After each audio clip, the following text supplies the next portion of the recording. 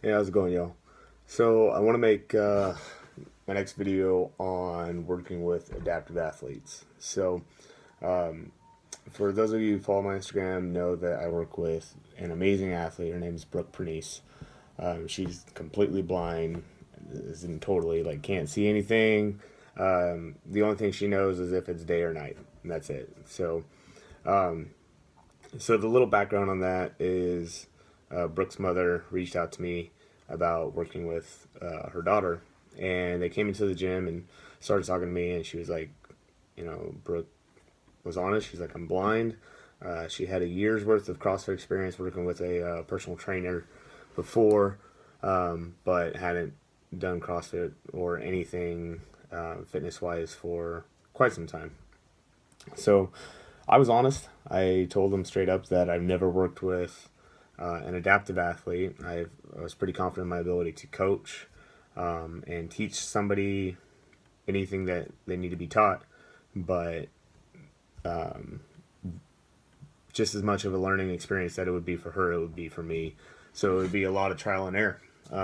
So again, I was honest up front, but I said I was willing to coach her and take the challenge because I felt that I had something to offer her, and we rolled with it. So from there, our first sessions, some key points in regards to like working with specifically a blind athlete. Like I've never worked with like an amputee or someone with like real hard physical limitations outside of maybe health wise, like autoimmune diseases and like surgeries and injuries, things like that. So so keep in mind this is in the perspective of working with a blind athlete.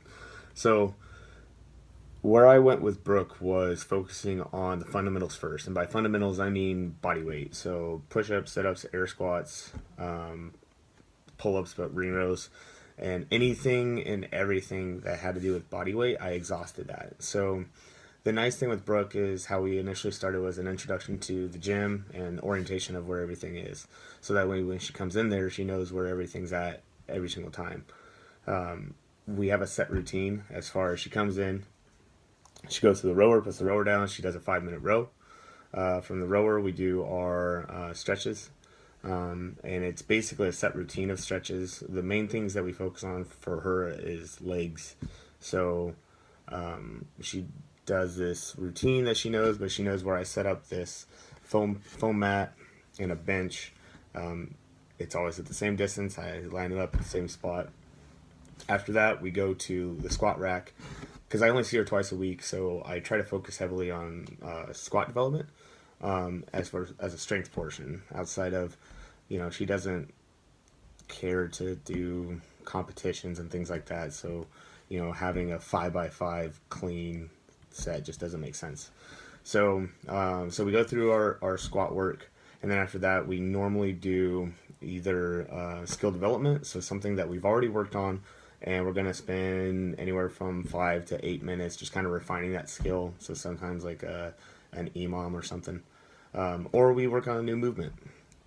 So learning something brand new. So in the beginning, it was new movement, and every subsequent session after that was just adding. And then after she had about 10 sessions with me, then I would slowly start doing skill development. So, hey, we're going to reiterate that. But the nice thing is that we would take those new movements and put them into the workout format. So, after, 5, 6, 7, 8 sessions, now you had 12 to 14 new movements that you can intermix into a workout. So it was a nice thing because even in the workout, she's still developing her skills and refining that technique.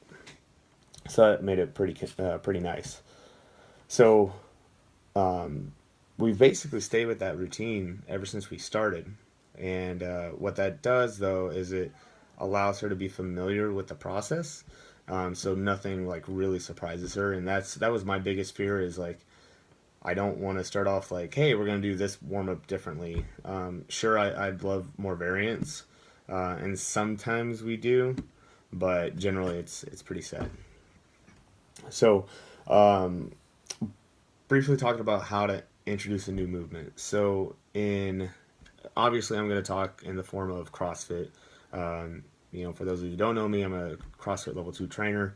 I'm studying for my level 3. I'm also a USA weightlifting coach as well. So that's my background as far as like certifications or whatever the heck you want to call it. Outside of that, so talking about CrossFit and what they teach us is focusing on verbal, tactile, and verbal, tactile, and visual. Visual cues. So through those cues, so talking about visual, so obviously I can't show her from a distance and say, okay, watch what I'm doing. So what happens is we set up on the movement. So take example, we set up for, let's just say an air squat. So what I'll have her do is I'll have her stand on the side of me, feel where my feet are, and then come around in relation to my other foot. From that point, I'll tell her what I'm doing. So I'll, verbalize, okay, I'm going to initiate the squat by driving the hips back. So then I push my hips back, and what I do is I place her hands where I want her to visualize the movement at.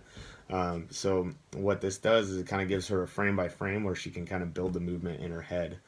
And the big thing is communicating, and like I can't stress that enough, where the amount of detail that you need to have with an adaptive athlete who's visually impaired is so much more critical than anyone else. And she would ask me questions on, hey, what's this body part doing? And it's something that I would never think about like addressing.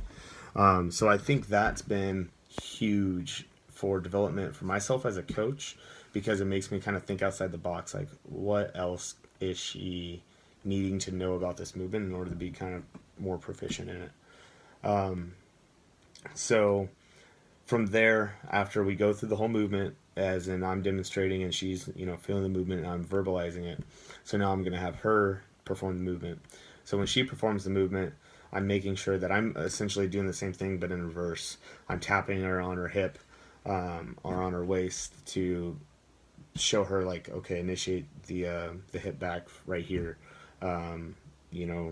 Just like you would any other tactile cue with anybody else, making sure that, okay, when she hits full depth, your knees collapse in. Okay, does she have that that deficiency? Okay, so I'm gonna have you drive your knees to my hand, so I'm gonna touch the outside of her knees, things like that. So making sure that you can be hands-on, but you also want to respect her boundaries and areas as well. So I try my best to say, hey, I'm about to touch you here, or I'm about to do that. If you make it weird, then it's going to be weird. But if, she knows you're there to teach her, and all your athletes do, so just don't make it weird.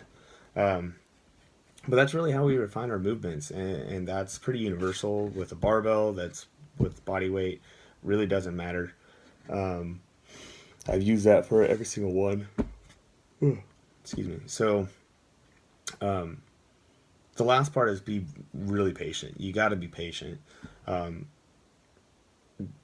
Knowing that there's going to be this delay in learning. And by delay, I mean, it's slight. It's not like, I don't know, she picks up on things really well. And like I previously stated, she did this for about a year. I don't know how like refined it was and whatnot, but I try to take as much time as possible for detail orientation and also development. So meaning like, I'm not going to teach you a back squat until your air squat looks great.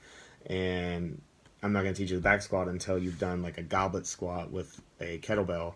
And then I'm going to teach you a front rack dumbbell, a front squat with dumbbells. So that way there's this steady progression and this body awareness that's developed over time. And I think that's pretty darn critical. So what I would implore on any coach is take a chance, take a risk. Don't be afraid to teach somebody. On the flip side, don't feel that they're not capable of doing everything everybody else is. I remember one of my videos of her doing wall balls caught some flack from somebody saying I was putting her in danger because the wall ball could hit her in her face. Well, yeah, the wall ball could hit her in her face. Like, it can hit someone who can see in the face. It's hit, like, that's stupid. Just because somebody has a disability or is impaired in some capacity does not mean they cannot do something in order to modify or scale that appropriately to perform the same damn workout everybody else is doing. And that's kind of the bullshit that I don't like fucking seeing. So, you know, if as a coach you're afraid of like liability issues or, you know, having to take extra time, like the value that you get as an instructor and as a teacher and as a coach and as a person to see somebody who has so much drive and determination to succeed, it's humbling. It's incredibly humbling, and it's motivating. There's nothing more motivating than seeing it click in Brooke's head and her get a movement and be so excited. I'll take that any day over a 400-pound clean or a 600-pound deadlift. I think it's phenomenal. So, but yeah, again, I just want to make this video for anyone who's interested in working with adaptive athletes. If you know somebody, please tag them in this. And if you have any questions, shoot me some comments. So, take care.